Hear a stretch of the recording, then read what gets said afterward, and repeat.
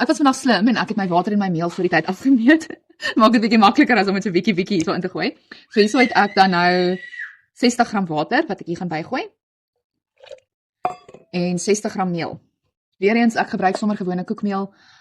Ek het in 'n vorige video verduidelik wat my rede daarvoor is basies. Maar terwyl ek my inskep, laat ek my sommer vertel. Ons woon op 'n natuurreservaat in 'n baie klein dorpie en ek kan nie broodmeel hier kry nie. Dit is ook 'n gesukkel om online te bestel. So ek gebruik nou maar koekmeel. En om eerlik te wees, my brode was nog nooit lekkerder nie. So ek gebruik nou sommer koekmeel tensy ek breinbrood wil maak. Dan gebruik ek breinbroodmeel natuurlik. Okay, so alles is nou gemeng. Bygegooi en dan kan ek net meng. Ek moet eerlik wees, daai rubberspaan werk baie lekker. So ek mis hom nou nogal vandag. Volgende keer sal ek seker maak hy's gewas voordat ek begin. Okay, so maak net seker al die klonte het mooi gemeng. Maak dit net makliker vir die bakterieë om dit te verteer. Okay, alles is mooi gemeng. Ek het 'n mes gehad, dis 'n mes. Sommige net 'n gewone ou smeermes net om hierdie bietjie af te krap. En dan gaan ek net weer my vles mooi skoon maak aan die kante. Hy gaan nou nie so lekker skoon uitkom soos laas keer nie.